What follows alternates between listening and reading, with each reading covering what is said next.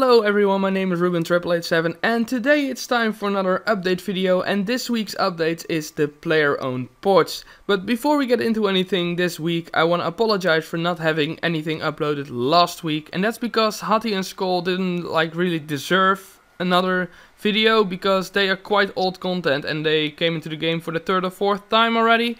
And the rest of the week I've been working on my final boss series, who is also running on this channel.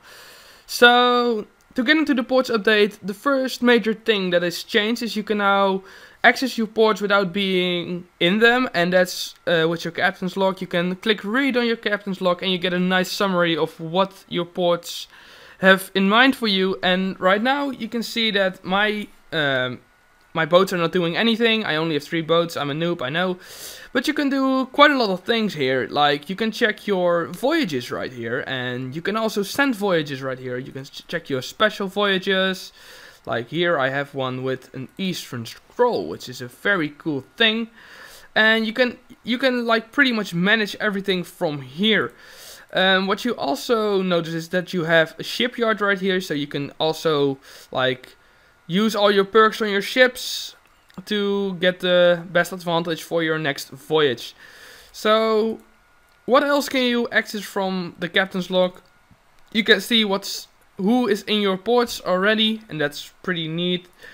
You can check your progress on your scrolls, and you can also check your distance traveled and everything, the normal stuff, your rank, your port scores, and that looks awesome right there.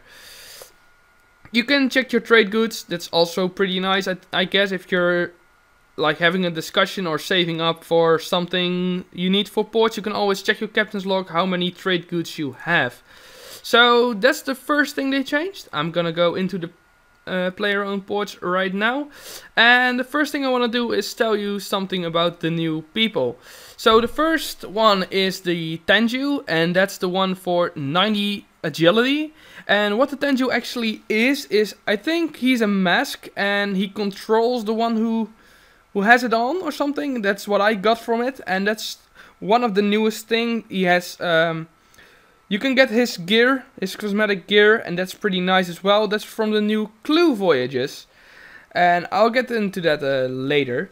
So the second one is the memory. She requires 90 divination to if you have 90 divination, she will come to your port and you can do her story mission. She's one of the Gutik's memories or something. I'm not going to spoil too much about it.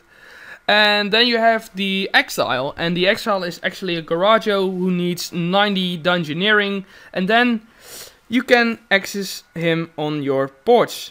So, like a few moments ago, I mentioned some Clue Voyages. So what are Clue Voyages? These are new voyages, and I don't think if I check my own ships that I actually have a Clue Voyage right now.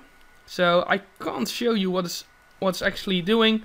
But a Clue Voyage is a new thing, which if you unlock one Clue Voyage, you can do it. And then at the final Clue Voyage, you get like rewards like the Tenju outfit or something, like the cosmetic overrides, and that's a pretty nice thing that you don't need a lot of materials for that, but just the clue missions and you can get the Tenju cosmetic override.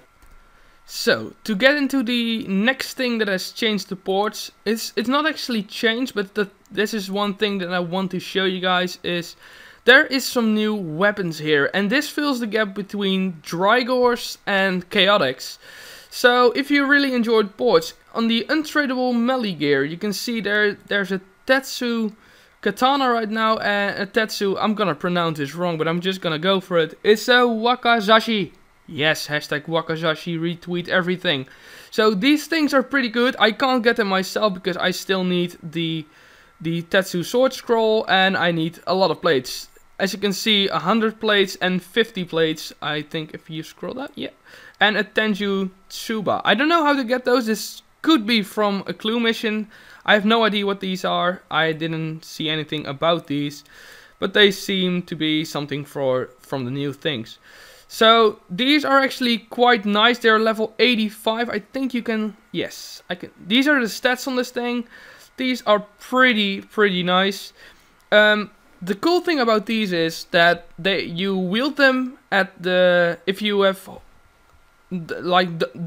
if you're not in the combat stance, you hold them at the same place in your body, and that's a pretty cool thing, I guess. That's the first weapon that actually does this. And if you like go into combat stance, you still have your holsters like on your belt, and that's pretty nice. It's also not happened before, so I am going for those. I might get those for as a cosmetic overrides for my melee weapons because they look amazing, and I am very sorry I can't show you right now. So another new thing is the gap between seismics and Virtus, and I think it's on the workbench. And these are level 85 Sea Singer weaponry. So this is the Sea Singer Kiba, that's the wand, and the orb, what name did they give this? The Mekagi or Mekagi or something Sea Singery, okay? And these things are also pretty cool, they're level 85 weaponry as well. 2178 mage with fast, so that's pretty cool. So that if you don't have a lot of money for like seismics, or you don't want to do any dungeoneering for the chaotic staff, you can go ahead and do your ports for the level 85 like weaponry. So I think that I got everything that's new and big to ports. I don't know if I missed anything. If I did, I'm very sorry. But I think that I shown you guys some cool things, and yeah. I think this is all I can say for today. Stay tuned, because in a few days there will be a new episode of the final boss series, which is also on this channel, and I've been doing a lot of work on that. So I'm done for now. Like if you enjoyed, and I will see you guys in the next video. Goodbye.